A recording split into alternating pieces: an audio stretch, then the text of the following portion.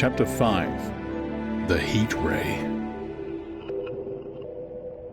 After the glimpse I had had of the Martians emerging from the cylinder in which they had come to Earth from their planet, a kind of fascination paralyzed my actions.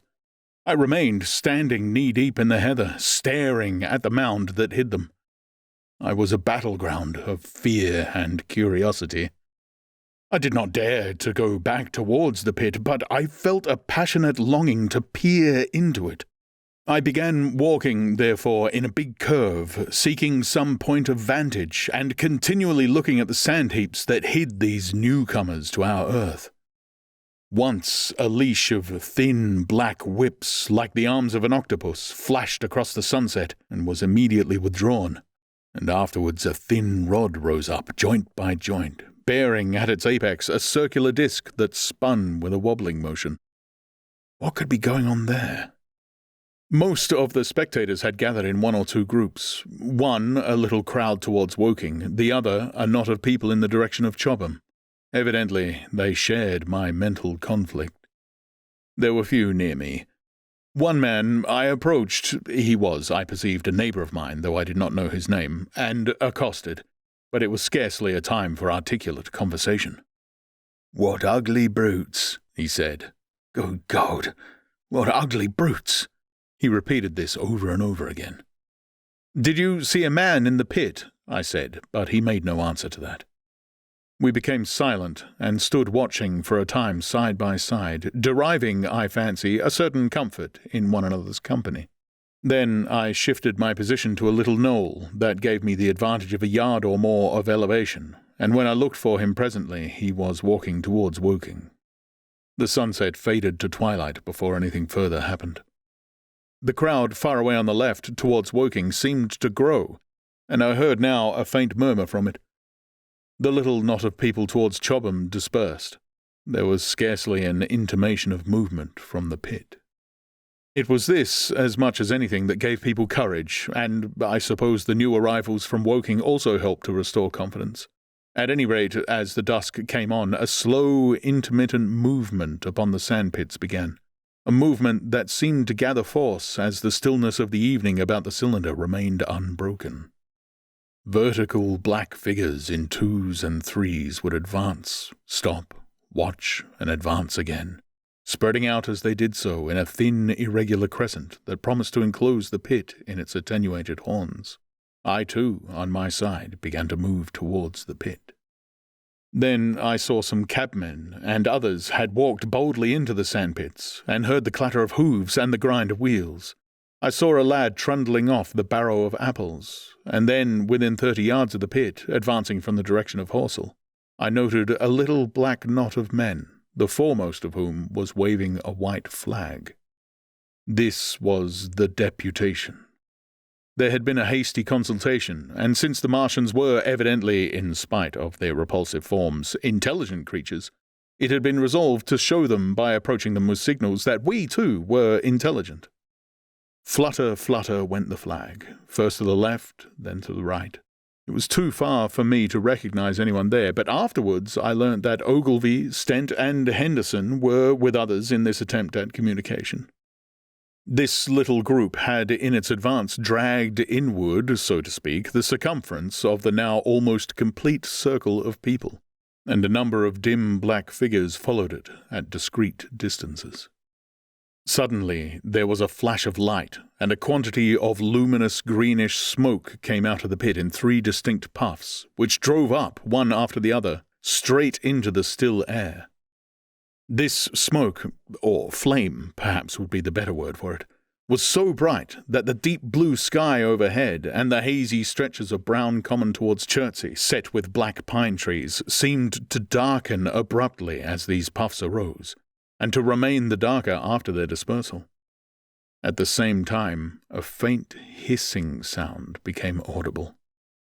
Beyond the pit stood the little wedge of people with the white flag at its apex, arrested by these phenomena, a little knot of small vertical black shapes upon the black ground. As the green smoke arose, their faces flashed out pallid green and faded again as it vanished. Then slowly the hissing passed into a humming, into a long, loud, droning noise. Slowly a humped shape rose out of the pit, and the ghost of a beam of light seemed to flicker out from it. Forthwith, flashes of actual flame, a bright glare leaping from one to another, sprang from the scattered group of men. It was as if some invisible jet impinged upon them and flashed into white flame. It was as if each man were suddenly and momentarily turned to fire.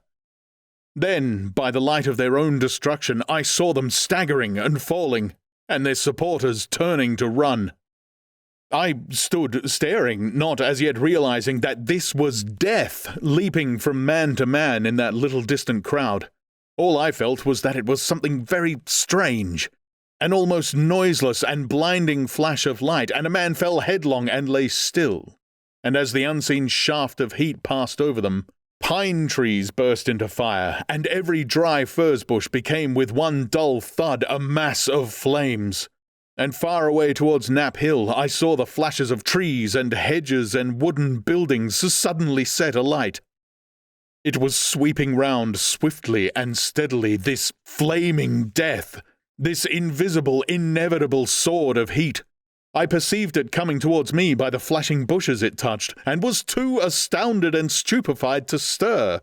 I heard the crackle of fire in the sand pits, and the sudden squeal of a horse that was as suddenly stilled. Then it was as if an invisible yet intensely heated finger were drawn through the heather between me and the Martians, and all along a curving line beyond the sandpits the dark ground smoked and crackled. Something fell with a crash far away to the left, where the road from Woking Station opens out on the common. Forthwith the hissing and humming ceased, and the black dome-like object sank slowly out of sight into the pit. All this had happened with such swiftness that I had stood motionless, dumbfounded and dazzled by the flashes of light. Had that death swept through a full circle, it must inevitably have slain me in my surprise. But it passed and spared me, and left the night about me suddenly dark and unfamiliar. The undulating common seemed now dark almost to blackness, except where its roadways lay grey and pale under the deep blue sky of the early night. It was dark and suddenly void of men. Overhead the stars were mustering, and in the west the sky was still a pale, bright, almost greenish blue. The tops of the pine trees and the roofs of Horsell came out sharp and black against the western afterglow. The Martians and their appliances were altogether invisible, save for that thin mast upon which their restless mirror wobbled. Patches of bush and isolated trees here and there smoked and glowed still, and the houses towards Woking Station were sending up spires of flame into the stillness of the evening air. Nothing was changed save for that and a terrible astonishment. The little group of black specks with the flag of white had been swept out of existence, and the stillness of the evening, so it seemed to me, had scarcely been broken. It came to me that I was upon this dark common, helpless, unprotected, and alone. Suddenly, like a thing falling upon me from without, came fear. With an effort, I turned and began a stumbling run through the heather. The fear I felt was no rational fear, but a panic, terror, not only of the Martians, but of the dusk and stillness all about me. Such an extraordinary effort in unmanning me it had that I ran weeping silently as a child might do. Once I had turned, I did not dare to look back.